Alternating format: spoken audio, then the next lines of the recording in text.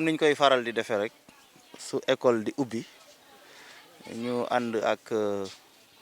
équipe bi nga xam ne moo ŋànk wàllu éducation te ñu ràññee ci président conseil départemental ñi ko fi toogal la mairie l'inspecteur de l'éducation association parents d'élèves yi ak service de sécurité yi ak tous les partenaires de l'école syndicalistes yi aussi muy tournée boo xam ne liñ ci jublu rek mooy ñëw xool ndax ubbite gi conditions yi nga xam ne moom la war a àndal ak recommandation yi ministre de l'éducation joxe ndax defe nañ ko noonu tournée bi nag def nañ ko ci benn échantillon d'établissement li la jëlee ci maternelle ba ci secondaire li ñu constaté rek mooy ci li ci gën a bëri surtout ci primaire bi def nañu ubbi tey jàng tey maanaam xale yi ñëw nañu enseignants yi tamit ñi ngi sur place te ñi ngi jàng enseignants yi ñi ngi jàngale tamit waaye boo xoolee ci moyen ak secondaire bi effectivement enseignants yaa ngi fi administration baa ngi fi waaye effectif élèves yi xaw na néew mais malgré tout am na ñoo xam ne démarré nañu quand même te loolu moom mooy la recommandation forte bi nga xam ne moom la ñu joxe mooy nañu ubbi tey jàng tey quel que soit effectif bi nga xam ne moo nekk sur place seetlu nañ ne aussi écoles yi jël nañ seeni disposition ba conditions yi réunir pour ñu mën a tàmbale muy lu am solo di ñaan rek parents d'élèves yi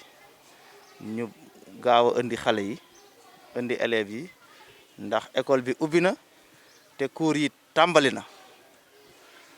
beneen bi ma bëggoon wax mooy lancer un message ndax dafa am lu ñu seetlu ci weer yi passé muy violence ak incivisme bi nga xam ne ñu ngi koy gis ci biir école yi rawatina yenn comportement wala yenn attitude yi nga xam ne élèves yi wala yenn élèves yi ñu ngi koy am jëmale ko ci seeni enseignants te loolu daawul am ñu bëggoon rek lancer un appel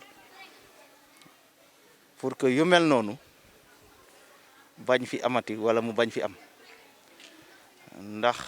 xale yi li ñu warloo ak seen enseignant mooy ñu respecter leen jox leen cër ànd ak yar gu mat sëkk te tamit bëgg seen école bëgg seen réew loolu lañ leen di jàngal te loolu la ñuy xaar ci ñoom di ñaax waajur yi tamit ñu gën a wax ak xale yi tette leen ci loolu ba ñu xam ne enseignants yi dañ leen war a respecter jox leen considération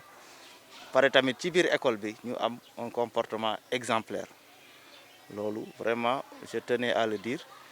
te am nañu yaakaar ne yu mel noonu xëy na dootul am effectivement loolu tam am na solo parce que Covid-19 bi effectivement ñu ngi ci benn tendance baissière te ñu ngi ñaan yàlla mu continuer noonu ba jóge fi faaw mais nag ba léegi dañu war a continuer di respecter les mesures barrières